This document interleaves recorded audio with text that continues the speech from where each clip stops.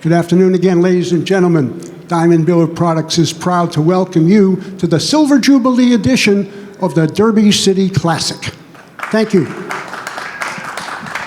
Okay, we're in the ACCUSTATS Arena at Caesars, Southern Indiana, where we always are this time of year, and we want to express our gratitude to Diamond Billiard Products, Simonis and Aramuth for their sponsorship, along with Outsville and Master Chalk, and a big shout out to Bad Boys Billiards Productions for their tournament direction. All right, we're going to skip right into the introductions here. We're in round 7, I believe. 500 started, maybe 50, 60 left. Let's get underway and meet our players for this matchup. First, from the Philippines, he has a runner-up finish in the World 9-Ball Championships. He's also a former Manny Pacquiao 9-Ball champion, sponsored by Predator, Taum, and Off the Rail. Please welcome ROLAND GARCIA. His opponent's from Houston. He's a former Derby City Bigfoot 10-ball champion, and he's a 2-time Philippine National 9-ball champion, sponsored by Bogey's Billiards in Houston, Lab 91, and Havoc products known as Superman. It's Roberto Gomez. Good luck, gentlemen. We're going to send it up to the comm box to Double J and Mark Wilson. Take it away. After 9 days of fierce competition, 10 hours per day, we are entering the dizzying phase of now being dialed in but extremely fatigued, and at the most critical times for the Derby. His pool, a game or a sport, show me one athlete remaining that is out of shape. Mark Wilson and Jeremy Jones here. Jeremy, any opening match thoughts? No, not a whole lot besides these two, of course. I'd say a generation after Efren and Boosty, but a generation before the ones coming now, the young Filipino players. So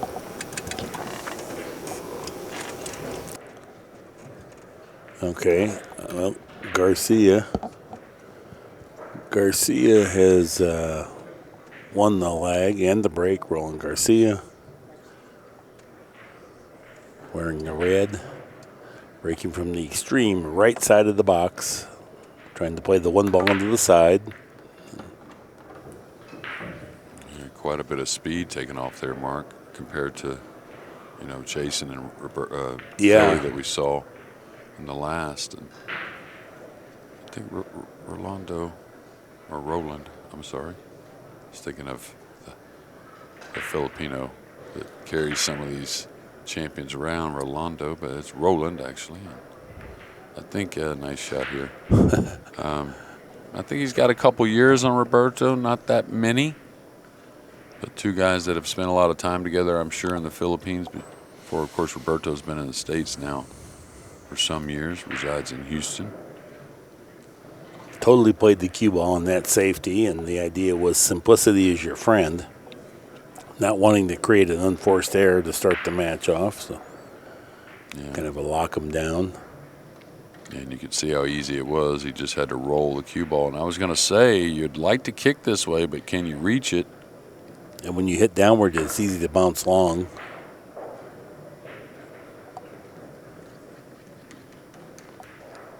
Okay, probably behind the 6 here with the cue ball. Looks really natural. Hair of right English needed. Hello, 6 ball.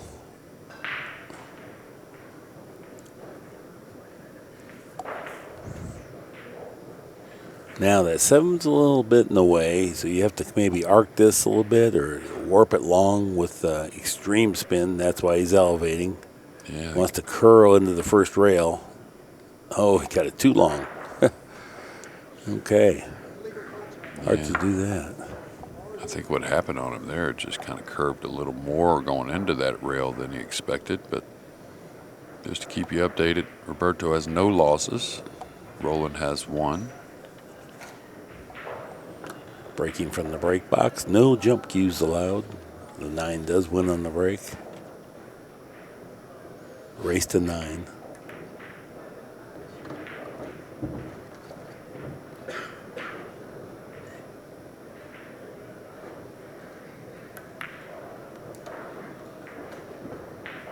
Looks like he's played a 2-rail angle, whether it's back or forward with the cue ball.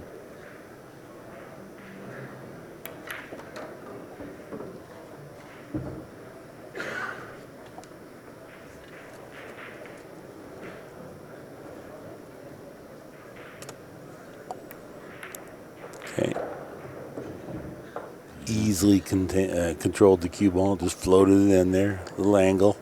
Now he has to make a decision. Do you want to get position on the 7? Do you want to play a billiard on the 8? I'll tell you where he's gotten here. Kind of coming one rail, also stretched with the bridge, is a little dicey, I think. That's why you saw him when he shot the 5. He was kind of tapping his hand for the cue ball to slow down. So he play a 7-8 combo, too.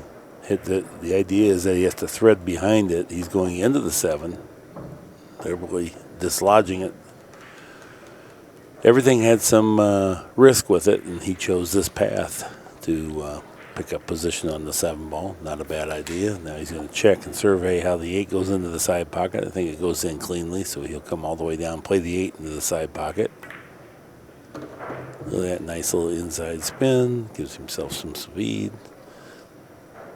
Probably just going to shoot it in the corner here so he doesn't have to travel the cue ball getting positioned for the 9.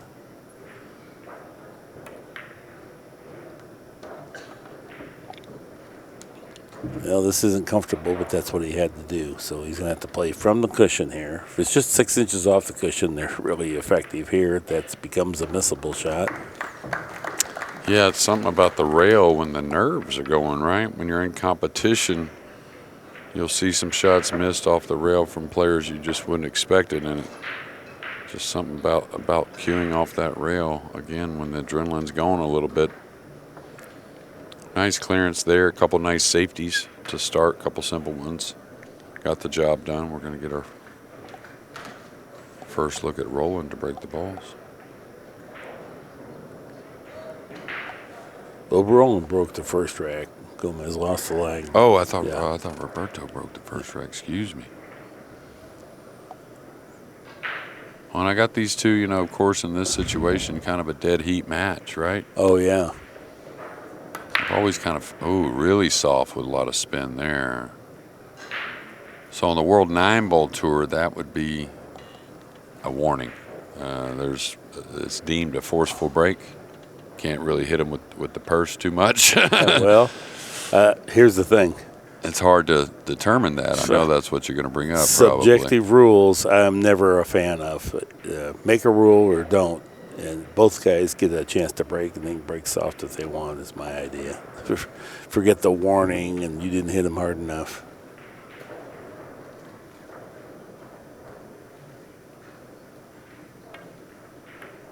Nobody plays that way. Fans don't identify with that. Bad enough we got the 9 on the spot. Break box.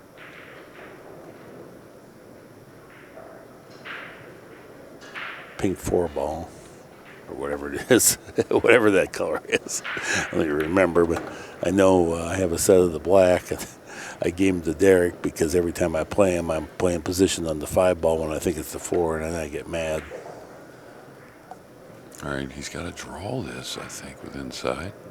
Come 2 rails on the long rail for the 5. Stun. That might be on top of the 6. I'm really shocked he didn't go deep with the draw there, knowing he could handle the 5 from a long ways away as long as he got on the rail.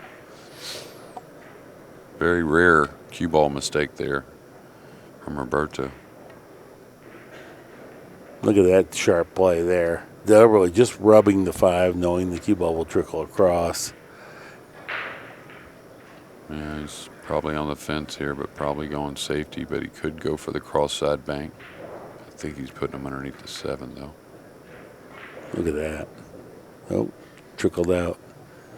These guys are wicked good with getting that cue ball there back near or underneath the 7.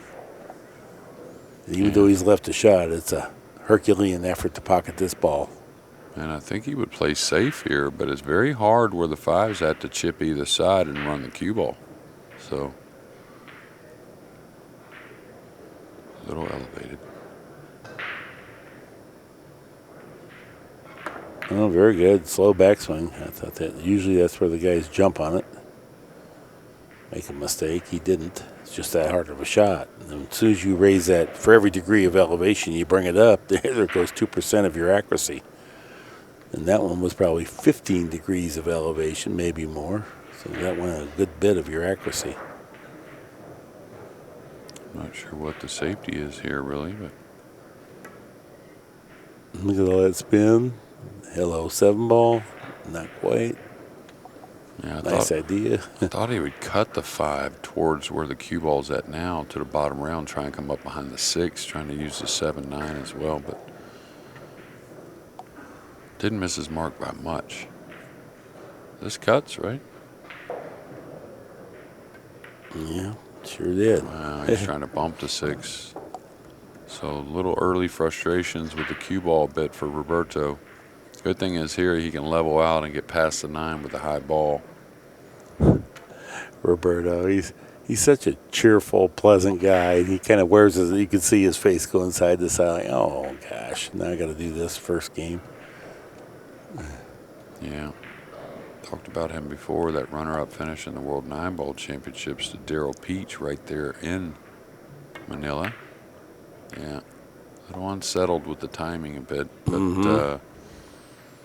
you know, and then thought big things coming for Gomez. And very young man at the time, still a very young man overall, probably around 40, I think, but then kind of fell off the map a little bit. Oh, overcut here. So kind of a scrappy opening to this set. Yeah, rare miss from Roland on a ball that's high percentage.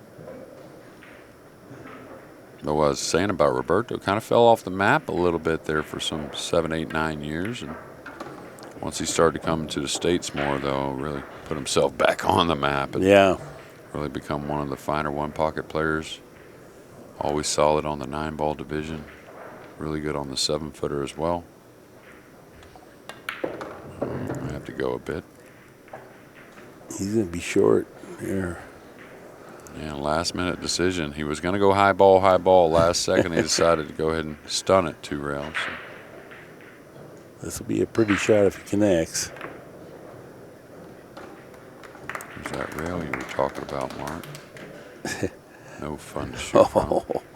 He did not want that to end up there. Well, especially after a couple fumbles, right? I mean, that's where it could be a little more, not so much, not so settling. That's where, when you get out of line, now you have to just pocket the ball and have to disregard so much where the cue ball goes. He recovered. Nice shot. 1-1 is our score. Yeah, confident stroke there. Superman. We were always talking, and his girlfriend is known as Superwoman. And we were saying how he uses the bridge opposite-handed. Her name is Kelly Isaac, if you really want to know. That's Superwoman. She informed us that Roberto is naturally left-handed and shoots pool right-handed, so he does everything else left-handed. So we always comment how he uses the bridge left-handed. Yeah, that's what I've found through the years, the case that when you find someone opposite-handed, usually the way they play the bridge is their dominant hand for the most part. Now, the cue ball's right on the edge of the box. They're talking about the line as far as the head string having to be all the way. I wonder what the line is as far as the outer part. No, I was informed that it had to be all the way in based on what I read in the rules, but Kenny Schumann applies it unilaterally because I've noticed it's been slightly hanging over the edge a few times. So anyway, and I'm sure that I'm wrong, and I'm sure that Kenny's right because he does know his job. Yeah, difficult push out here. He's going to have to push out to cross the one over, maybe even a kick on the one. Move the 9 so Kenny could easily now remove the Accu-Rack without having to struggle. So much appreciated. What a kind gesture there, even though I don't know that it was intended that way. And just from the first couple breaks here, I kind of feel like the players are still experimenting a little bit, these two on this break. Gave it back, so he must have a little piece. Wow, I'm surprised he gave that back if he had that much.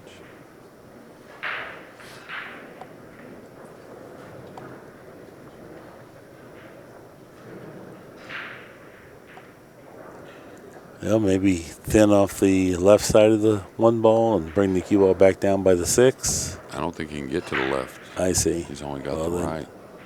I would have kicked behind that one myself, but. And also, okay, yeah. Maybe it worked out. Yeah, this is where he may jump at this if it's just a sliver with the full cue. Because it isn't much of a snooker if he snookered at all. Can't tell, but if it billiards off the 5-ball into the corner, you can go rail first, too, and get side spin that lends the cue ball going back down table. Yeah, I think he can see it, so come at the 3 slowly, 1 rail here. I don't know about this one. Oh, it's going to work out. And he opened the 3. How you like that? Little bump on the 7. Nice shot. Got a lot done with that shot. It was always in doubt till right there at the end. Worked out perfect. Now he's going to have trouble reaching this. No, he can.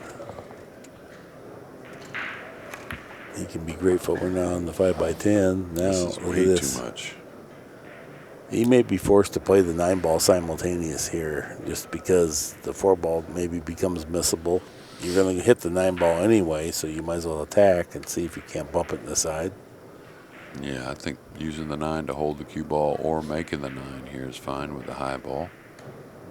I think it might even take a little bit of stun or draw to get that. Nope, just going all out for ball pocketing. This is a nice angle to get the cue ball down for the 6 here. Right-hand side spin. Plenty of speed. Wants it to bounce off the end rail. Doesn't want to get real flat there.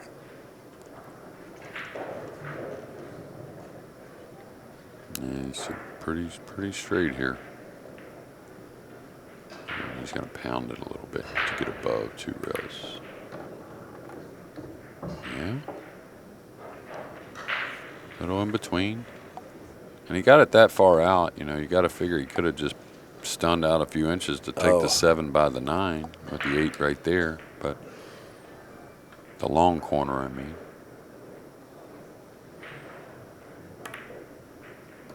Just going to get a little thin on the 8, but not bad.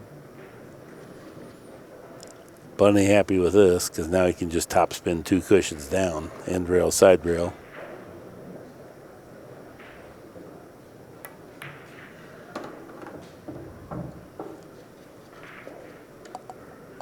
Me personally, I've always had Roland just a little percentage points better than Roberto, like if they're in my feeling anyways. Of course, in this tournament setting, it's pretty much a coin toss. Whoever plays their game gets a few more shots than the other. Yeah, when you say a few percentage points, that's about the extent of it because they're, could be passed for twins. Watched a lot of pool by both of them. Gomez won in this very arena on the 5x10 in 2018. I remember that distinctly. I don't recall who he beat in the finals. Naturally, it was a tough competitor, and they were playing 5x10. I'm trying to think. I know Federer at that young age made a pretty deep run. Maybe it wasn't the final. Maybe it was a semifinal. Yeah, he's playing a really soft one. And what happens with that spin, a soft one, is you can push that corner ball in quite often. And now he's going to play a push out. The 8's in a terrible spot.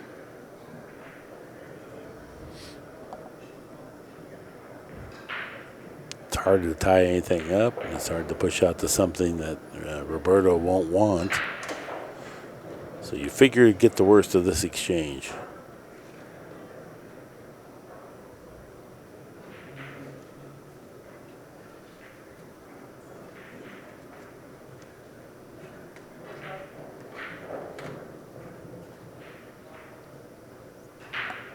Yeah, this might be the one that Roberto doesn't want to play.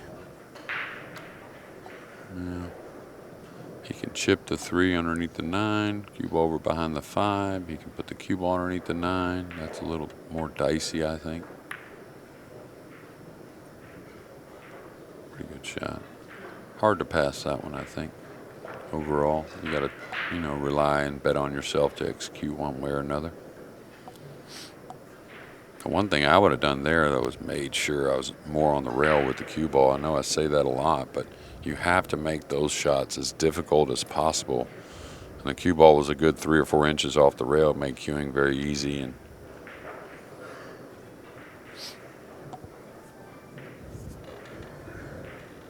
course, he went behind the back with the push out, which I didn't think that was necessary either. I thought he could reach it easily with the just regular right hand. So Just show you how limber I am. yeah. All right, maybe a little action off the 8 and the side. I'm just going to kick soft. Well, that'll do. That'll do. Well done. Excellent. From an ugly circumstance to turn it around like this. And you see them kick with such soft speeds and precision on top of it. Get an outcome like this. That's a long travel, trying to get safe. Gonna leave it long and tough, but that was about the extent of it. And that's about all he had. Yeah, Roberto, like Roland. Try and make it difficult. Roland's going to power up here. Very aggressive player. Looks like he's stunning 2 rails. Does the 4 get up that high off the stun? Oh, yeah, when you hit it like that, it does. Wow. Went in like a bullet. Great shot.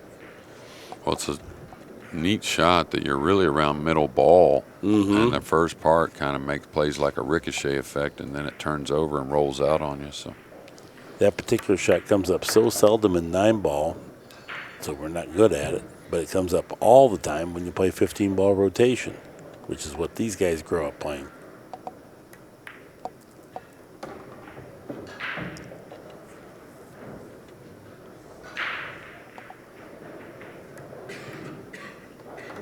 all right, let's play this 7 off the 8. He did just fine. He can roll this in nicely.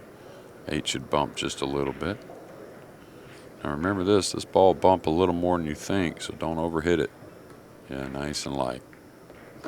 Oh, good job there. That opened up the 8. I was thinking about the push out. I might have pushed out, moved that 7, but Roland's not going to be upset about it now, the push out. He's going to get another on his side and a 3-1 lead. Really 2 consecutive really good-looking games here from Garcia. The high-quality stuff.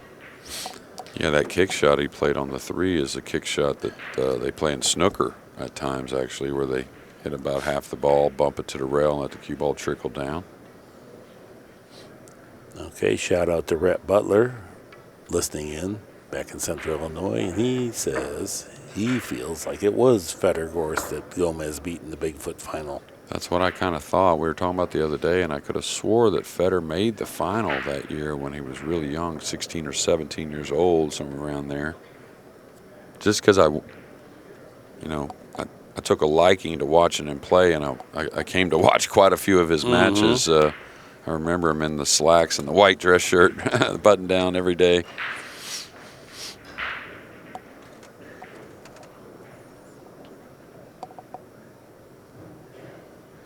Three to 1 is our score. Okay, yeah, that wing ball's going in with that soft speed. Yeah, that's one of the reasons why they played the forceful break is just trying to get the game tougher. The players have gotten so good. I mean, again, you're not going to see much of both players in a match whenever the corner ball's going in. It doesn't matter where you rack them. It looks like he could stun 2 rails around the 6-9. Yeah, he's looking at going between the 7 and 9, and that takes an awfully precise hit. And he's got to put speed on that as well. And how you hit the pocket makes a difference in this. Look at that. Wow. That's world-class pool right there. By design.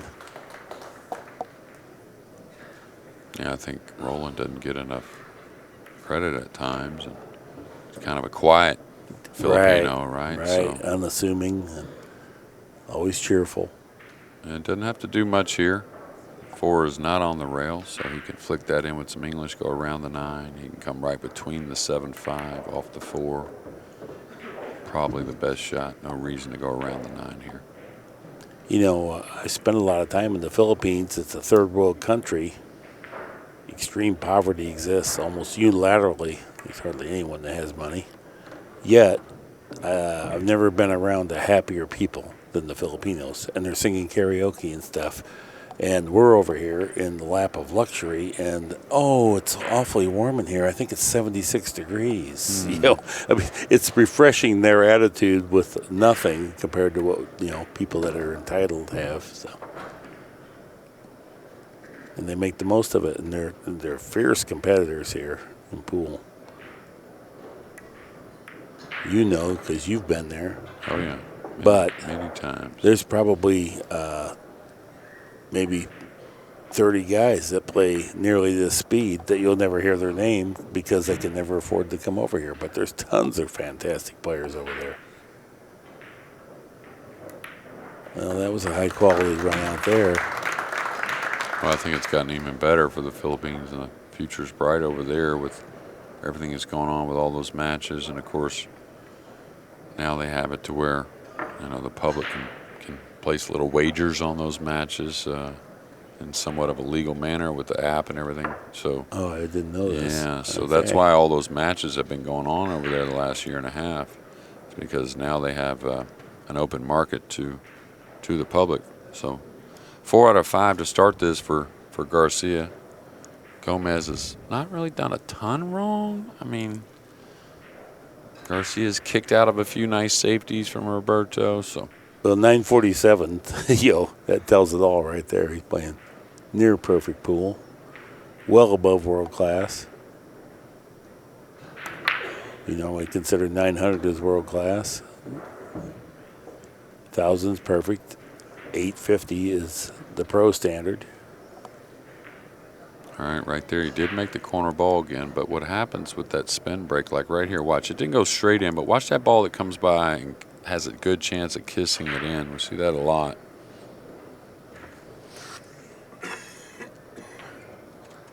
Just a little straight here. He's looking at, what if I go forward 2 cushions, inside spin, kind of get it out to the center of the table here.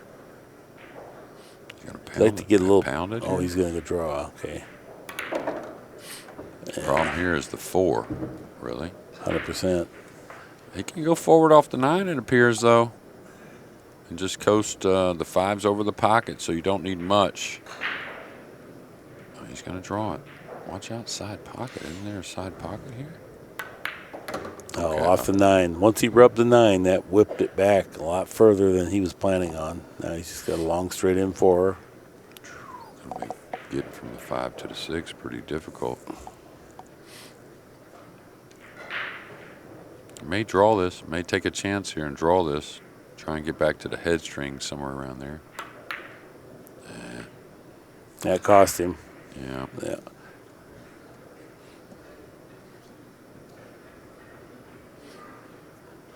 All right, Superman back at the table here.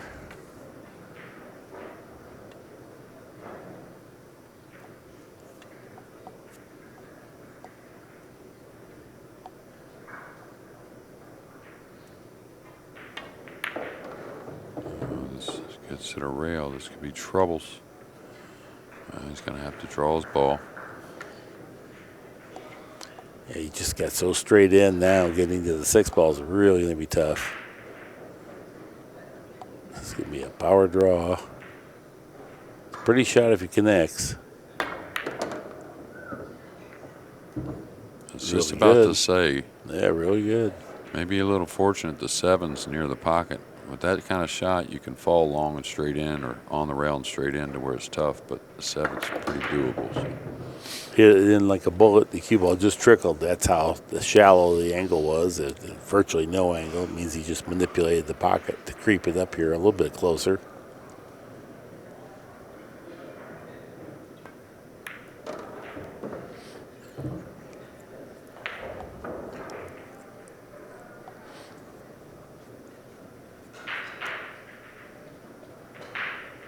Gonna draw it back to the center of the table here.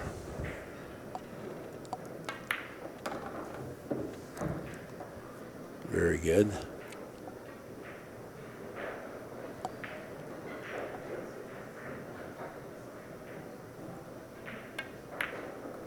Outstanding job, Roberto. 4-2 is our score.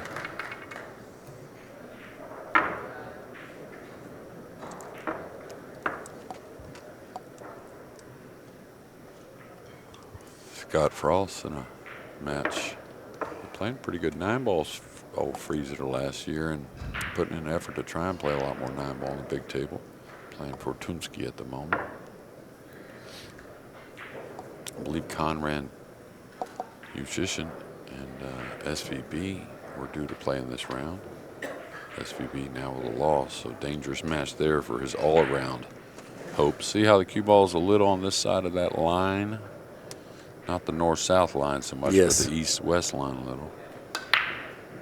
All right, he hit up on the cue ball, though. If you watched it, came way up with the tip. Hit almost a high English, really.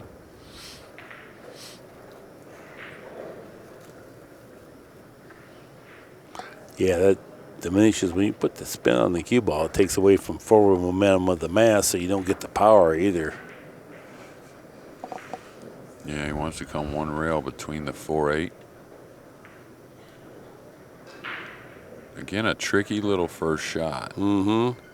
And this is where, again, I don't mind playing short side on the 3 unless I'm really, if I'm worried about the getting on this 3 the other way. So he's going to stun between the 9-5 or the 9-3. Yeah, like that. Boy, that was nice. It was. Looks like the cue ball just automatically goes there, but you have to be a really good player to do it.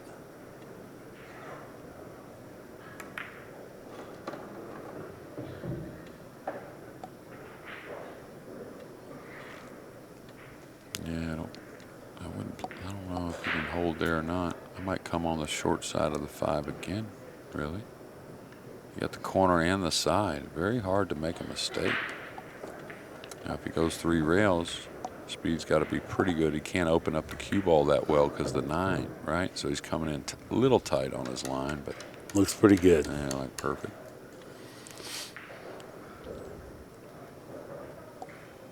If he's a little flat, he can draw down the long rail here between the rail and the 8. If he's got enough angle, he can go 2 cushions across, side rail, like this.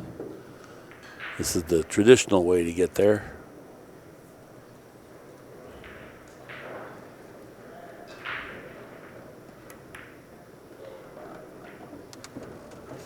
Yeah, not the break that Roberto wanted. Did make some balls, but cue ball went 1 rail in the corner.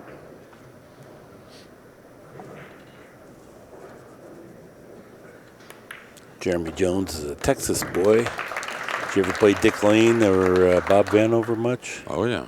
Yeah. Ton. Actually, the first Texas Open I won in '94.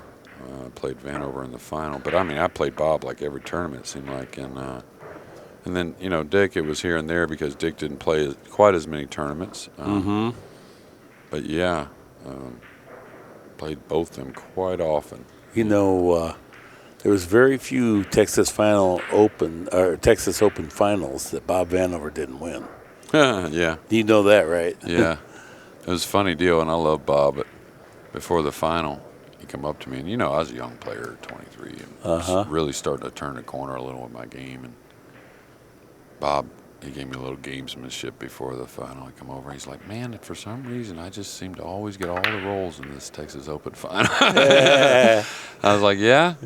And, back then it was the women and the men played the final at the same time. And, the 2 usual suspects for that era of the Texas Women's Open was Belinda Bearden, now it's Campos, and Vivian Villarreal were the 2 in the finals quite often. And Belinda, who I'd known a long time, and, of course, she's really good with Bob, but she came over to me and settled me down. And she's like, "Oh, don't let him put no veteran stuff on you," kind of like thing, So, but I just played like a really kind of perfect match against Bob, and probably what it took really to beat him. At that point, he was married to his second wife, and her name, I think, was Kathy Petrowski to begin with. And then but his first wife, Myrtle, she was a really nice lady, too. I liked her.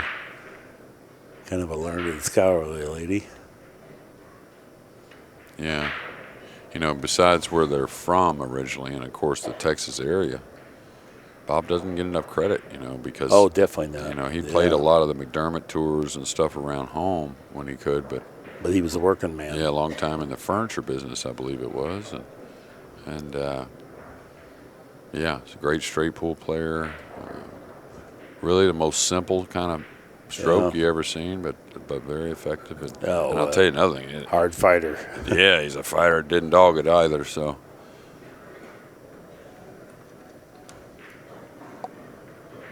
All right, this is funny. He wants to come 2 rails across, but the 2 doesn't really have that angle to go to the rail and back over, so we'll see how he plays it.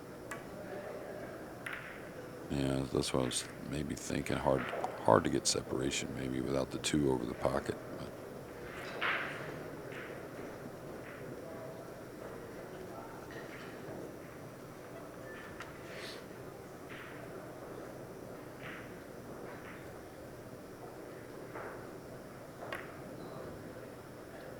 He caught the 5. That's a bit of an error. Lucky to get this good a position. Really could have been long distance on the rail with an angle. Yeah, Roberto has not found his good rhythm at all. It's just kind of been ball for ball shot making here, grinding out a kind of one of those struggling matches where you don't have your A game.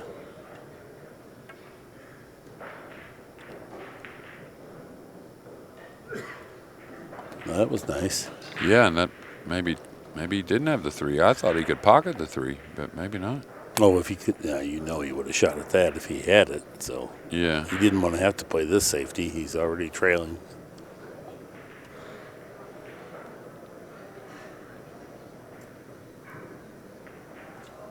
Yeah, he's going to try and kick a little swerve with spin. Yeah, that looks tough.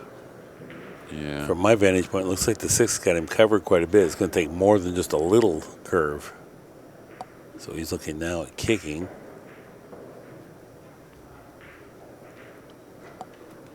There's a few little tickies on the 3 that wouldn't be bad with the 4 there. And I think if you're going to do that mild speed, then. Yeah. So you're not going to get separation. You're just betting on it, introducing the 4. Pretty good. Oh, he was playing a shot here. Man, Roland, what a shot he hit there to get it that close. That range.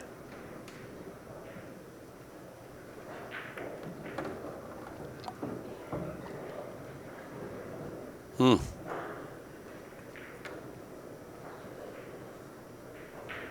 much to think of here. Just come forward for the 6 on the side, I believe, right? 1 rail. End up a little short of his mark. I don't know if he can draw behind it. May have to go forward to the top rail and back down. He's going to draw it, so he may be able to get for the side. He's coming all the way back over.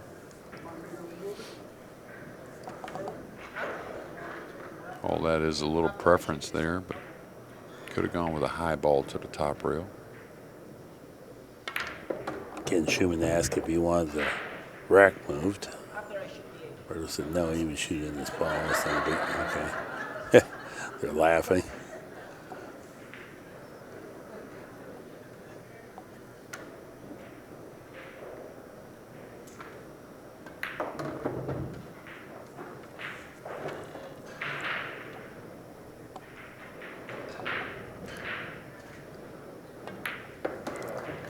Put out there.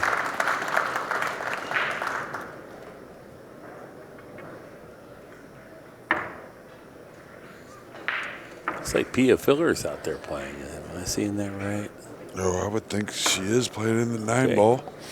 Well, the other day, she may have, I don't know what the outcome was, but she may have beaten, no, who was that? Was she the one that maybe beat Atencio? No, that was Christina. Christina, gosh, okay. They were playing on the second table down when you walk out of where we work from. And the way the applause was, I kind of feel like she did win that match.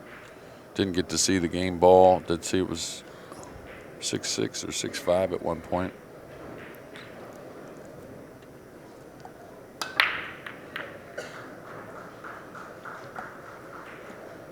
I'm informed here by Jay Calhoun that his wife's name is Belinda Calhoun. Calhoun, yeah. Yeah. Actually. Sorry, Jay. Brain's a little. Campos was the older one. Yeah, Jay's from Florence, South Carolina. Resided in Texas for a while before I think they both went back to where he's from, in Carolinas. Jay's a pretty good player himself. Yeah, real good. Knows baseball. Oh, yeah. The Calhoun Ranch there in South Carolina. Kicking at this, trying to 3 in the side, maybe. Oh, good call. A little safety in there as well. Yeah. The 2 may even play by the 5.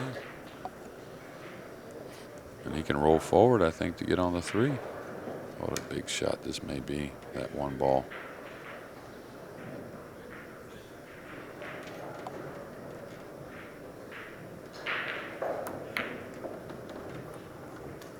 All right, looking good here. Very comfortable with moving the cue ball. Nice compact swing.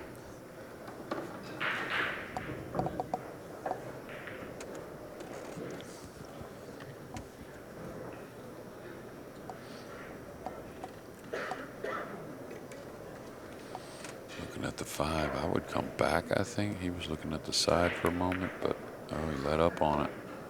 Let up on it just a little, so he's going to have to play the 6 from a bit thinner.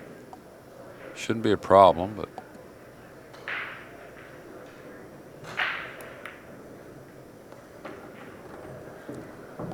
I got a lot out of that.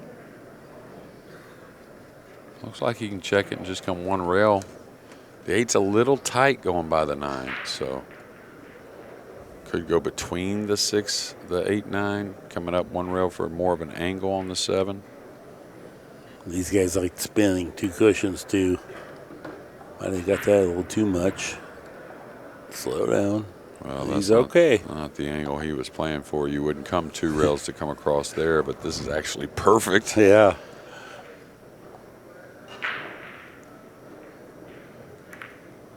Okay, that tells me the 8 easily goes by the 9. I thought it was a hair tight.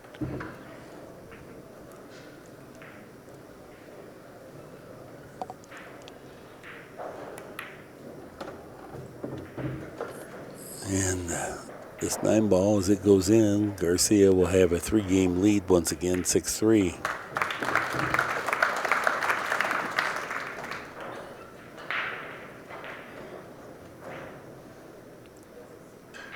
For those of you that have never been to the Derby, it's an incredible festival pool.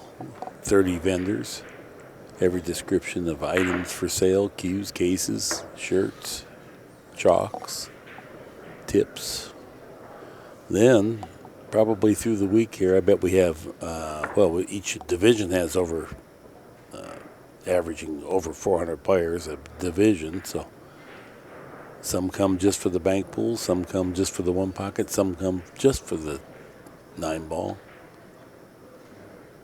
Many come for the entire thing. Been here since a week ago Thursday, so it's a long slog for everybody.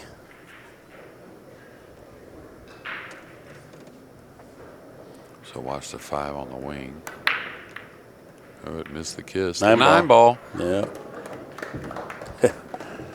All right, 7-3 is our score. You know, with all this horde of people congested in here, it's a wonder that more people are not sick, in some way. However, what I think is when you've grown up on hot dogs, Snicker bars, and Coca-Colas, your immunity system's built up to sustain. And so that's all I can attribute it to. Yeah, I think there's many years that that has been an issue. A little bug floating around and whatnot. It's wintertime, but this year I haven't really heard many complaints from people in that regard. It's real soft there. Oof. Cross side bank on the 2. Lee Van's still operating out there. Yeah, he's playing Evan Lunda at the moment.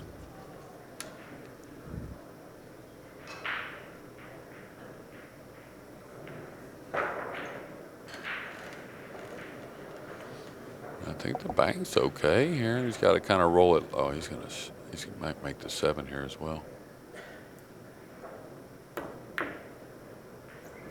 Yeah, that's what I was wondering. Yeah, how are you going to slow it down if you drag it?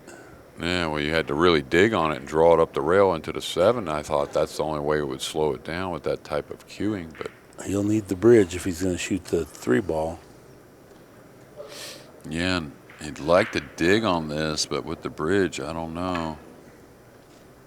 Dig on this to get by the 8 if that's possible at all. Otherwise, getting on the 4 is pretty tricky. Anywhere down table, the other thing I've seen is that that's a little bit far apart, but if you go a little bit low, you can double kiss on the 8 and push the cue ball back down table too. Oh, he hit it way thin. What happened there? He overcut it a mile. No, something happened mechanically. He's never, he flinched at it or something. He didn't even threaten the pocket. That would be one to see again. I can see what he did. All right, playing a drag roll, maybe going into the 5 here. Well, And it turned out ugly. very surprising. Well, it wasn't that easy, maybe. He had to play the combination, Yeah, or else he just misjudged it. 7 was hanging though, so I think he just missed his mark with the cue ball is all. But Roberto's been a little off a lot of this match. So Oh, yeah. nice recovery.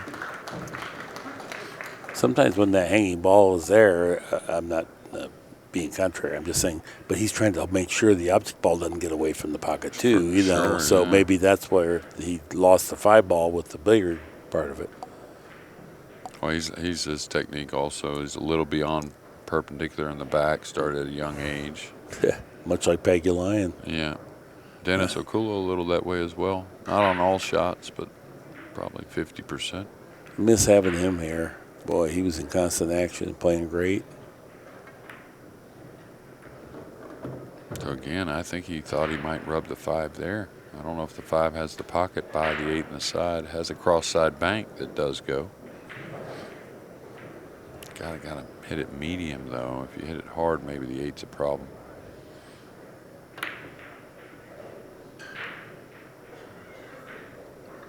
Nothing has really gone right for Gomez in this match, or very little. Just that little tick off, and it all stemmed from the misposition on the combination shot. He had the mass 8, and he had to make a kind of a challenging 4. Thought maybe he was going to rub the 9 on the way by. He didn't. All right, don't have to get all the way back. You can simplify this. Just come on a diamond past the side. There you go. Wow, his stroke's so good. Though. Man, got a ton out of that with hardly any power whatsoever. That means he's hitting the ball really pure. Again, got a ton out of that with all that rotation. He shakes his head side to side like, wow. So powerful, I can't even control it myself.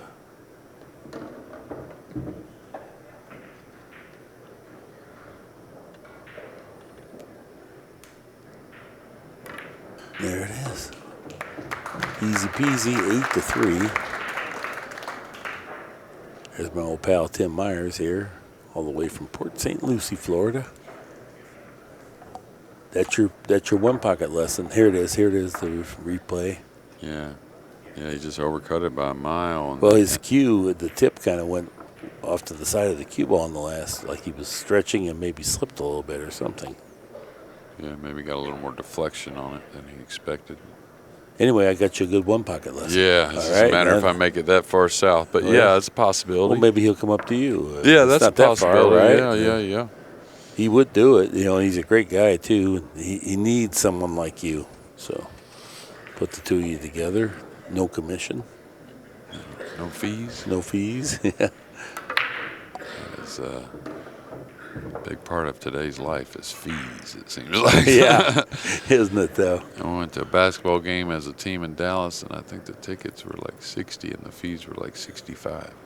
So more than the fee, more than the ticket itself. Is he going for this long railer here? Could lay up the cue ball for shape and somewhat of a safe. Sits pretty nice. All right, decide.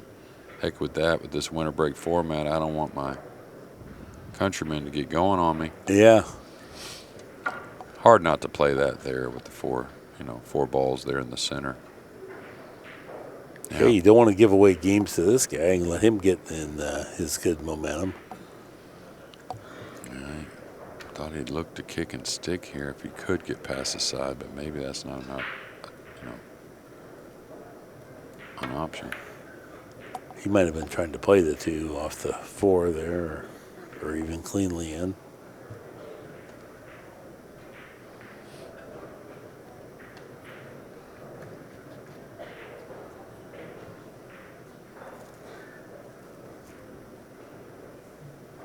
All right, 2 rails. All kinds of ways to get safe here with those other balls in the middle. That's why you don't see a very hard kick. I'm surprised he didn't put a little side spin on it, though. That was just straight high. I think he thought the cloth was more broke in than it was, and that's the 2 railer that pros can look bad on.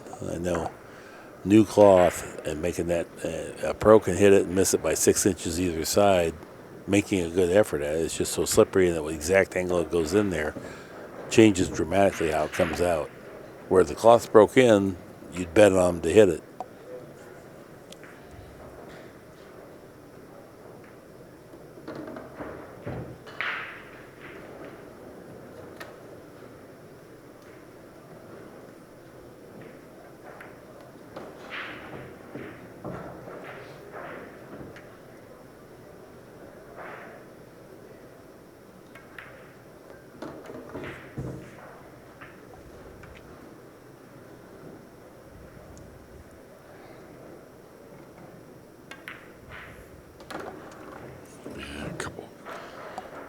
Few easy ones here to get back on the board. It's been a minute for Roberto.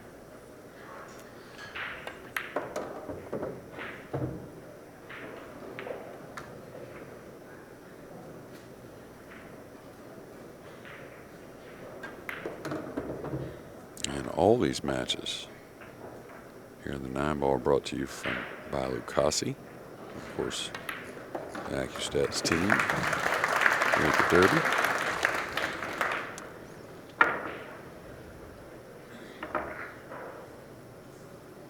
I think it's almost, this final day is a lot like maybe the beginning of the 9-ball tournament. I feel like a lot of these players, if they can get through that first match today, maybe the first 2, because, no matter what, you got to be feeling fatigue. They were playing rounds last night. I came down after a little short nap that was a little longer than I expected, but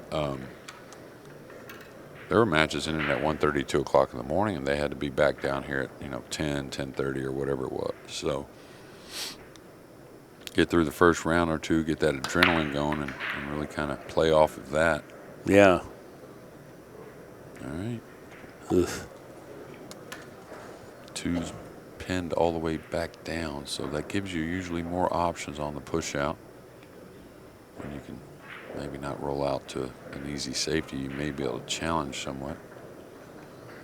He's going to leave a half ball here that I don't think Roberto passes. He may.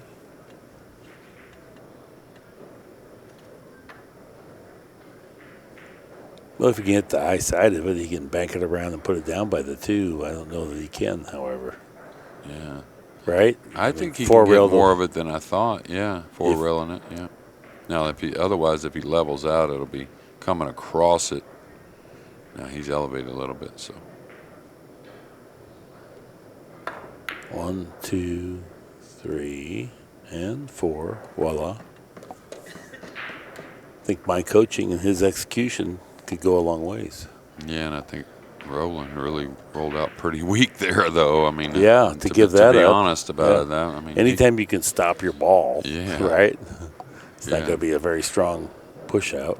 After it got to the 3rd rail, the margin of error was huge. So, barring a massive mishit, he was always going to be simply snookered behind this 7.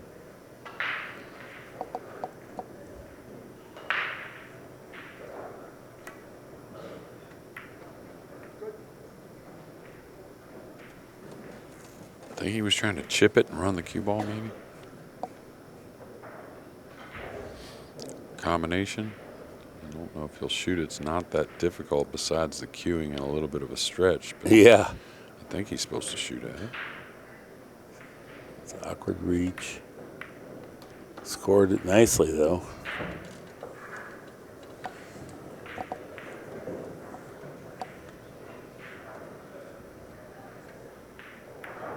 Ooh, kind of crept that one in. And He now overcut way the out of pocket. line. He overcut it. I mean, almost missed it. Yeah, he wobbled it on the way in. No wonder his speed. Everything's out of sorts here today for Roberto. I do appreciate the fact that he's got the matching glove to his shirt. Mike DeLauder to table 19. Behind his back. Scratching. He's going to be all right. He's going to get up for the side somewhat.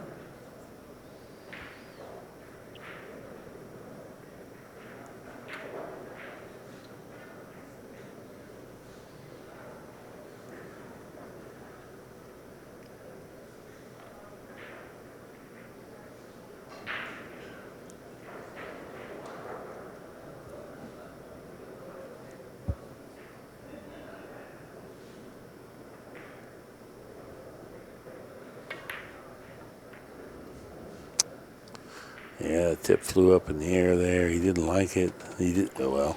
Once you miss, cue ball doesn't go to the same place. But I think the 6 ball was in his mind when he shot that could be a problem. And much like what Nick Varner says, in pool, a lot of times what you think is going to happen is what's going to happen.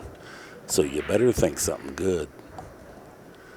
And that's exactly it right there. He was thinking about the 6 ball when he shot it right there, and then missed the 4. The cue ball tangled up with the 6.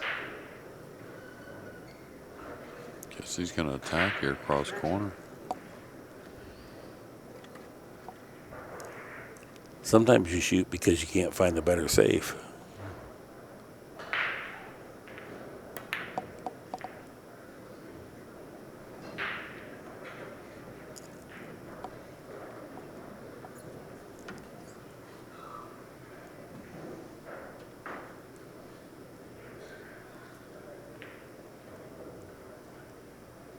Just a rolling ball hit.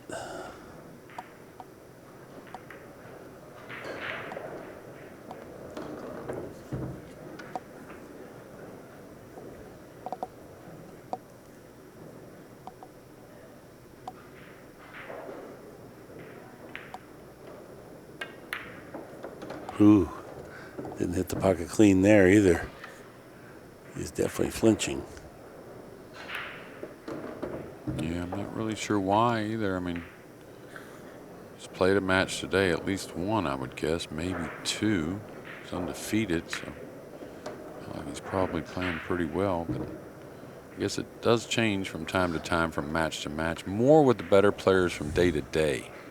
Meaning if they get a good match down, they're usually not going to, maybe not play perfect the next match, but they're usually not going to fall off much. You know? So.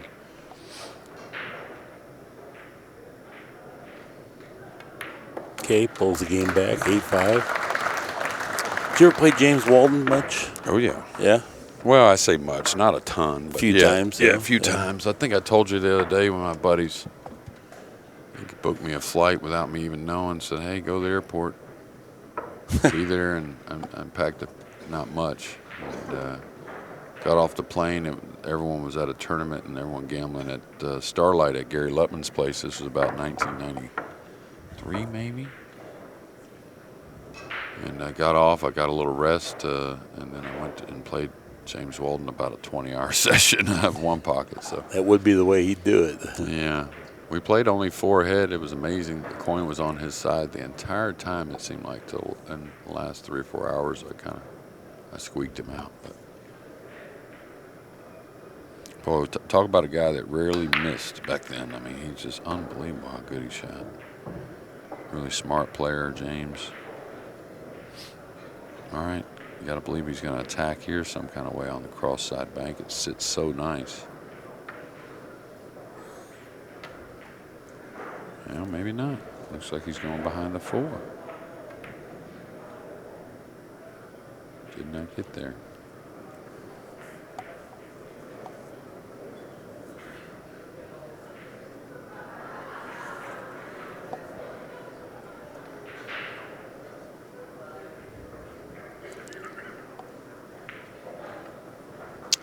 So he's looking to hit this full, bank the 1 around the 7.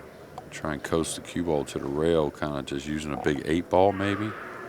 This one easy to overcut. Get 2 rails into the 7 with the 1. And moving both balls. Oh, but he went the other way. He went the other way. Try to be conservative with the cue ball. Bumps the 9, leaves the shot.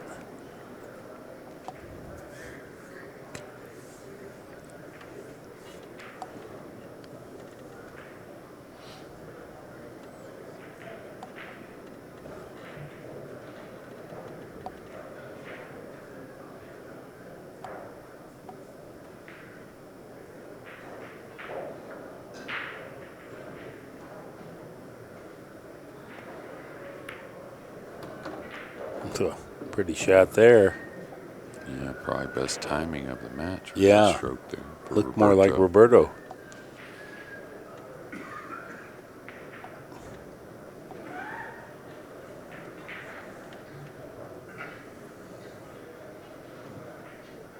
All right, wants to pull this above the 3, make things simple to get on the 4. That's perfect. Now he can drop on the bottom rail, play the 4 to go to the long rail, and slide by the 8 for the 5. You can see the 7-8 grouped there in the middle, so no problems there, most likely anyways. Probably felt that way about Roberto a few times in this match, but a few things have gotten away unexpectedly. He got a little flat, and this is just a mistake for no reason. I mean, you got a ton to get below that ball there.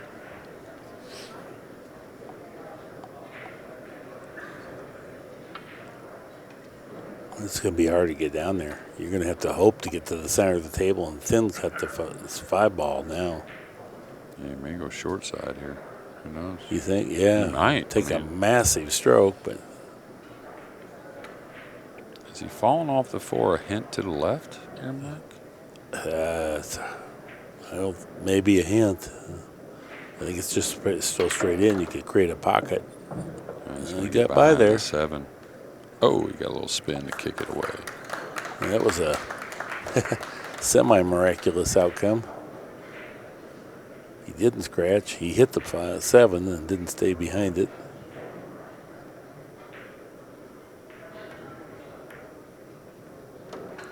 He'd be short on his position there. And cueing. Interesting, Roberto doesn't really ever go through the ball much. He's always kind of stopping the hand right there at impact. Of course, I think that's a little more common when someone's behind perpendicular, right? Oh, let's see. I don't know. And I like the line he's on. Yeah, Boy. nice shot. Man, this would be a pretty good scrambling run out here.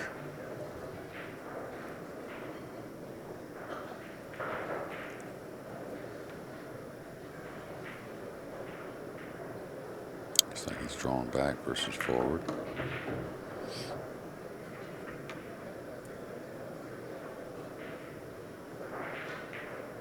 Yeah, that run out was not a thing of beauty, but was a testimonial to tenacity. All right, raising that TPA, 803 to 875 for Garcia. It was a 200-point difference at one point in this match, actually more than 200-point difference. Now below 100 as the score has gotten closer.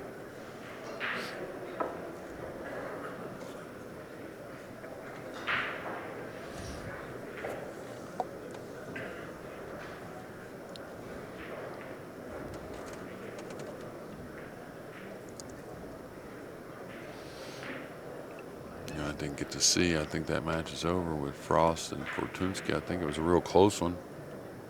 Seemed like they were exchanging games for some time.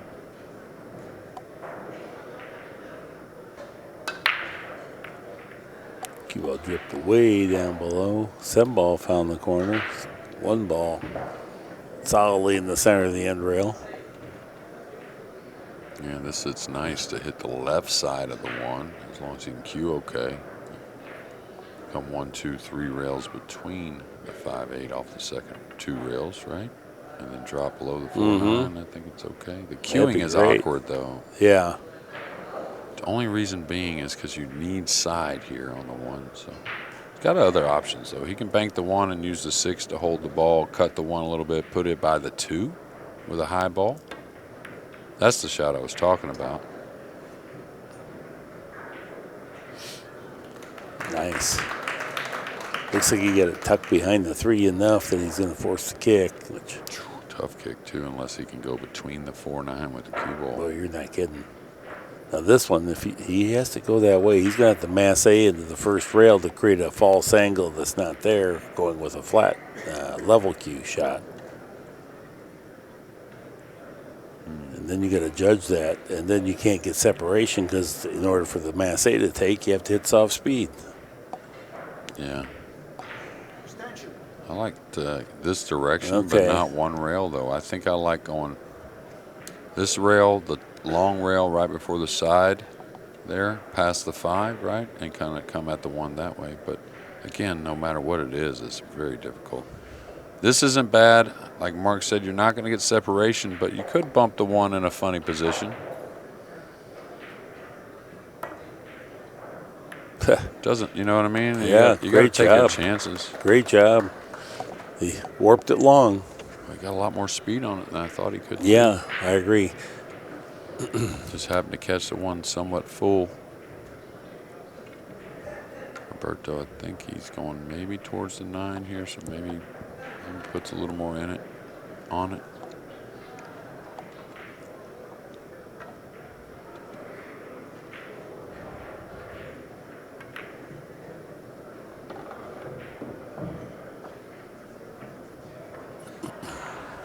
All right, you can see a real hanger 4-9 there, but we'll see what Roberto decides to do with this rack. Just to get it to 8-7. Saw a comeback in the last from Jason Shaw. Big comeback. Yeah, that was exciting. He's going to play for the 4-9 here. Yep.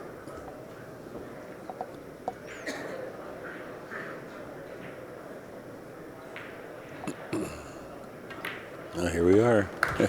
Roberto toughed out. He's only 1 game back now, 8-7.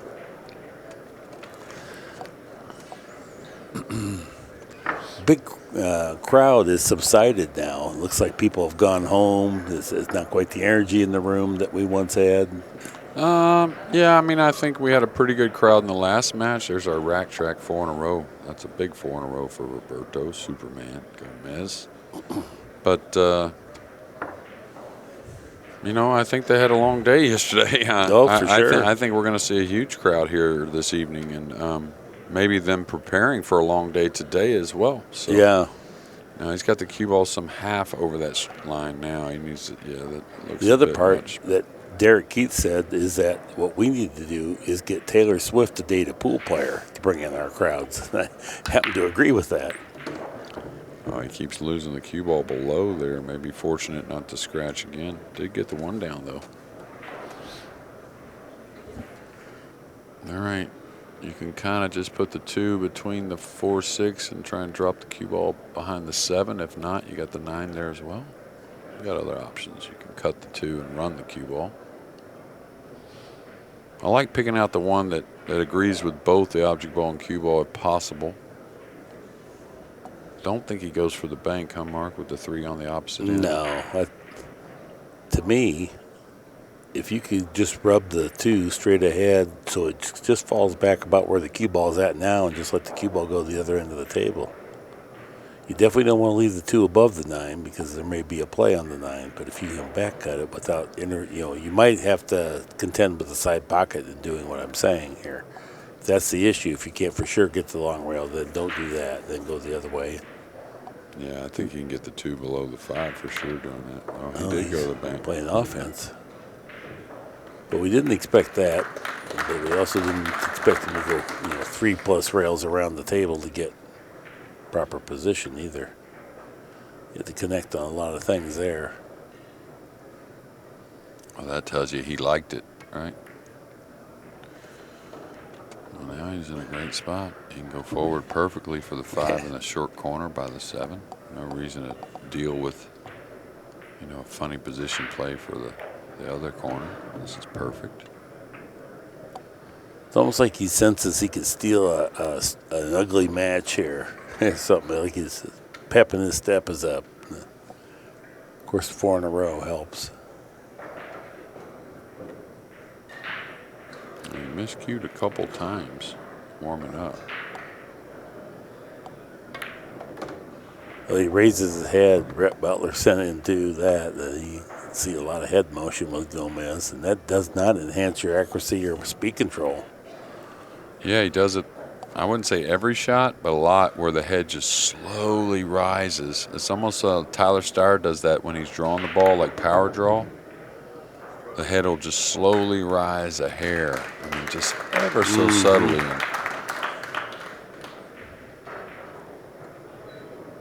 Gomez is the same as the swing's being made. The head will just start to see it come up there just a little bit. Yeah, and it seems like there's more when he needs more power.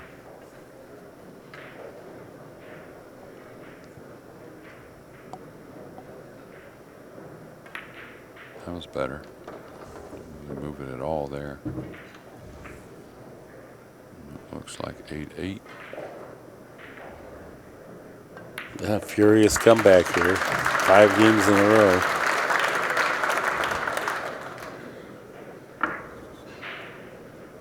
Didn't look like this sort of match at all earlier, did it? No, not one bit.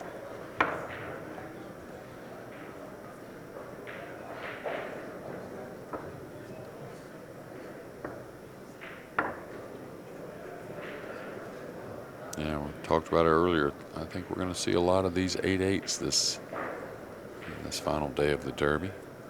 No telling how many are out in the outer tables. I feel like that Scott Frost-Fortunski match may have been a hill thriller. I know there's so much great action that we never know exactly what all goes on.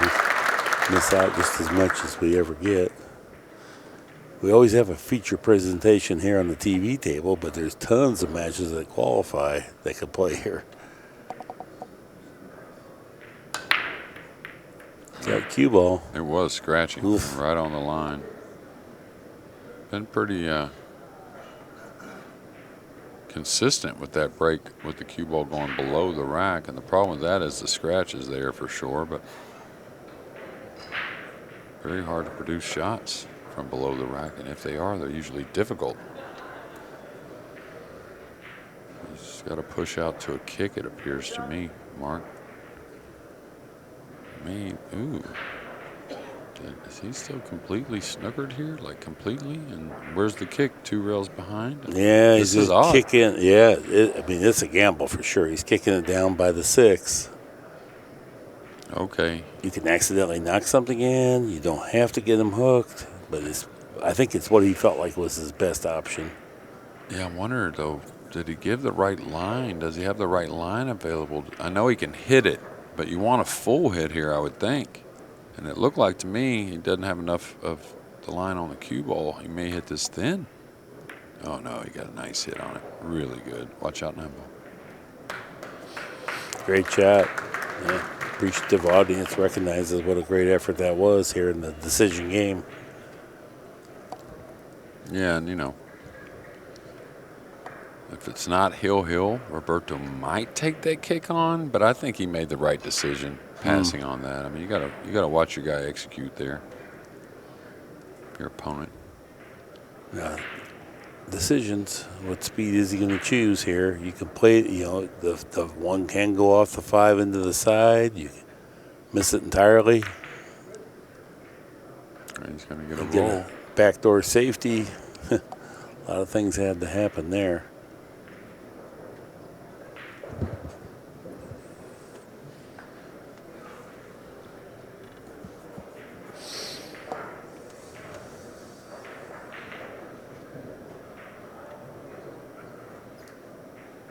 Well, he can get to that rail there.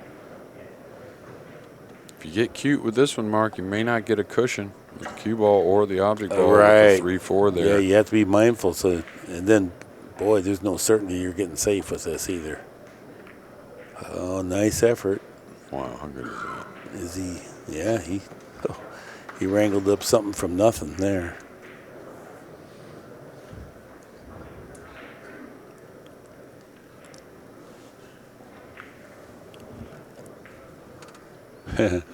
Gomez, a little side-to-side head shake as he walks around the table like, you've got to be kidding. I've got to warp the cue ball to hit this even from that rail for safety. Well, can't get a lot. Oh, he can get some speed. Side pocket? No. It's going to open for Roland. Yeah, that's pretty ugly. Everything is open. There's not a combination in sight. Garcia at the table, where he can control the cue ball nicely.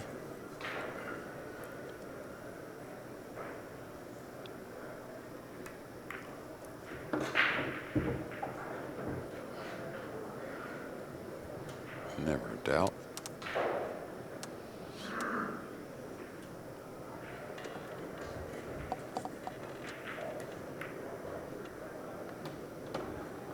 These guys are conditioned to play tough, long battles because they do it every day. Where it comes down where you're going to have to gut out a win here, 8-8.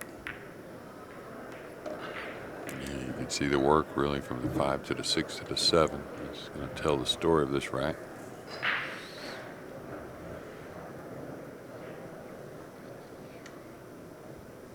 And it won't be long before another match will be back up here on the feature table. Is he drawn towards Yeah, the he side got a little straight. bit? Unless he's trying to draw back. Yeah, you want to draw, yeah. I see. Well, playing in the side easier leads to the 7, but he's going to be a hint short. He can pop it, though. Has enough of the pocket he can manipulate. He just needs a little spin. Oh, he could even follow it, so he got real good there. Boy, he's smoothly going through these balls yet again. You don't see him having to manufacture angles much. No, and I think Roland really, like Dennis, probably uses the pocket more than any other player I see, meaning like that 6 ball to get to the 7. Didn't bother him cheating out at all, where most of us want to stay away from that. Where I think Dennis is the best I've ever seen at using one side of the pocket or the other, and Roland does it quite often as well. Boy, perfect draw. So the cue ball comes right at the 9 ball. Nice line. Match ball before us. Wow. Great action there, 9-8. Garcia over Gomez. We got plenty of more great action coming your way because we got a long day in front of us. On behalf of ACCUSTATS, Jeremy Jones, Mark Wilson, thank you for joining us. That's our time for this time. So long.